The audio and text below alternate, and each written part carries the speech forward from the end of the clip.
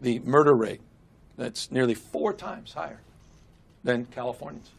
Of course, Mississippi leads the nation as the #1 murder state in America. Perhaps the president could deploy the National Guard in every corner of Mississippi.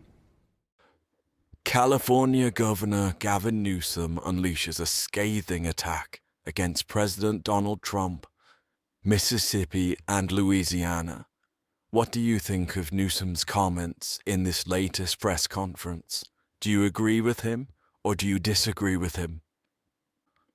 Let us know in the comments, and don't forget to like and subscribe. We're happy to answer any questions. Governor, is this in response to President Trump talking about, or is it to prevent the possibility? When President Trump talks about deploying more National Guard troops to more cities, is this part of a response or to prevent that from happening? Well, I think you can go back to your own reporting. We've been pretty consistent with these kinds of announcements. We haven't necessarily invited you in to the horseshoe here to announce them. We've done it by paper. We do it every week. We're highlighting these things. I've had probably 9 or 10 press conferences on this topic over the course of the last few years. So we're not reacting or responding to anything, quite the contrary, with one caveat. The community wants to see more, and we are trying to be responsive to the people we serve. As it relates to the president in particular, he's doing things to people, not with people. It's a point of profound and consequential contrast. He's de facto militarizing American cities. That's why I led with the Breyer decision. We're waiting for the outcome of that. Could have profound implications in terms of his authority to militarize American cities. Again, certainly here in California, impacts, though, will be discussed and debated if he moves in our direction across the United States. But I should note, just on that, if he is to invest in crime suppression, I hope the President of the United States would look at the facts. Just consider Speaker Johnson's state and district. Just look at the murder rate that's nearly 4 times higher than California's in Louisiana.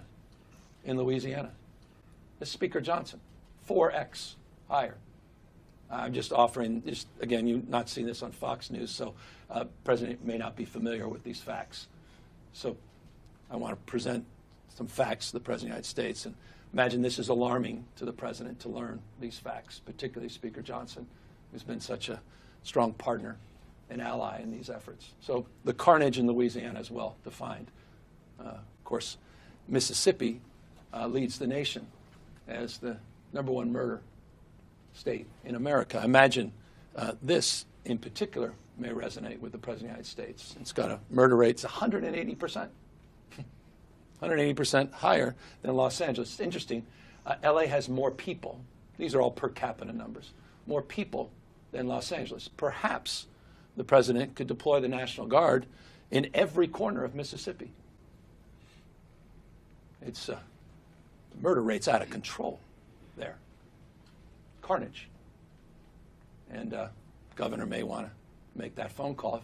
Again, if they care about the issues of crime and violence. I would note St. Louis murder rate is 190% larger than Oakland. I can go on. We could talk about the carnage in Arkansas, again, one of the top 10 murder states in America, 2.6 times greater than San Francisco. Again, these are just not just observations. They're stone-cold facts.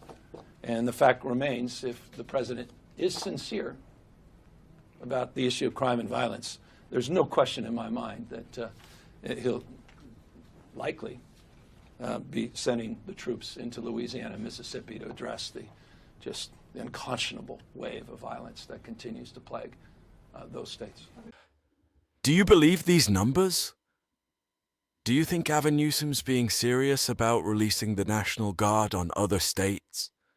Or do you think this is just a way to provoke President Donald Trump? Let us know in the comments.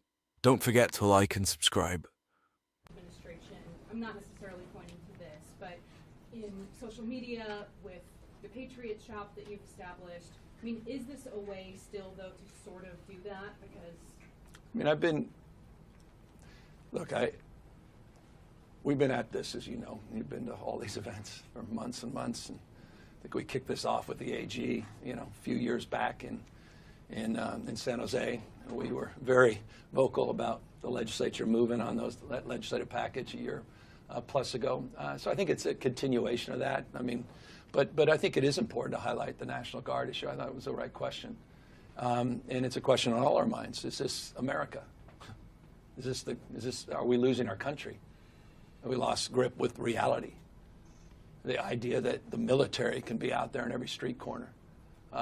In the United States of America, that people that don't look like me, the black and brown community, quite literally feeling like they're racially profiled, scared to death to walk their dogs or go to the grocery store. Even in some cases, now you're hearing more and more about it, going to the hospital to get emergency care, let alone preventative care. For that matter, even going to school or a graduation we saw last year, funerals, weddings, events. So, no, I think it's important to build on what we're doing, yes, to extend that narrative, to expand our successful programs, to acknowledge we have work to do, not suggesting otherwise, but also acknowledge that this country needs to wake up to what's going on, and not just the authoritarian tendencies, but the authoritarian actions by this president. This cannot be normalized. And yes, so I'm highlighting some just blatant hypocrisy. Yes, we're putting a mirror up to the lunacy that is Trump's tweets and his grift. The madness that is someone that would dress up as the Pope and tweet that out. Or put his face up there on Mount Rushmore in a Superman costume. President of the United States. So I do think it's important to put that mirror, that lens back, and have everyone reflect on it and say, well, have we accepted this as normal? Why aren't we calling this out more clearly? So extension of what we're doing, but also, yes, highlighting some of that. We know that he often, challenges facts, himself and challenging crime data in D.C. What's the plan in place if he, obviously doesn't believe? Well, it's an administration that's always believed in alternative facts. In fact, facts don't matter, illusion rules. That's why the chatbots at Fox are so successful at night. Shape-shifting, facts don't matter. They flood the zone with narrative. But facts are stubborn things. And the fact is, Mississippi, I mentioned Arkansas. How about Tennessee? Alabama. Alabama's top 3 murder states in America. Where's the President of the United States? I thought he cared. These are the folks these are his states that voted for him. His state of mind doesn't seem to be focused on the issue of crime and violence. It's about an expression of authoritarianism. He reflects and waxes, I think, 2 out of the last 3 days, talking about being a dictator. I hope people pay attention.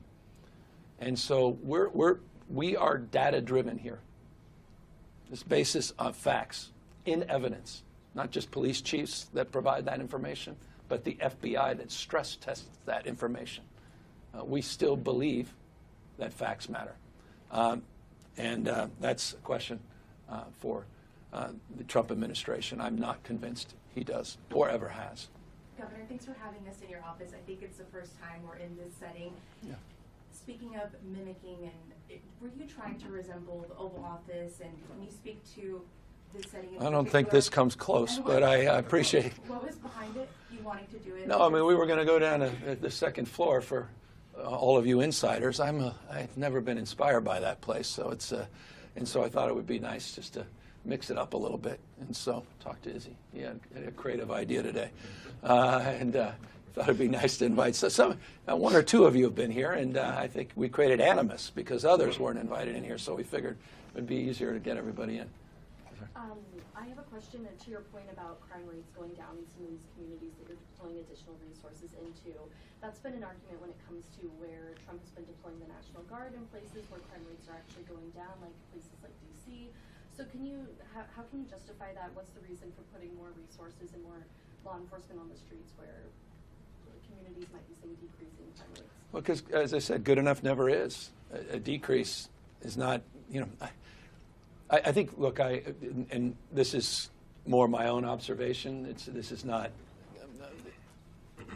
is more of a tonal observation. I don't think it's a very good argument to make that, well, we're down 15, 20% when you still have people whose cars are broken into, you still have crimes being committed, you still have murders, you still feel unsafe in certain parts, in certain communities and all across this country.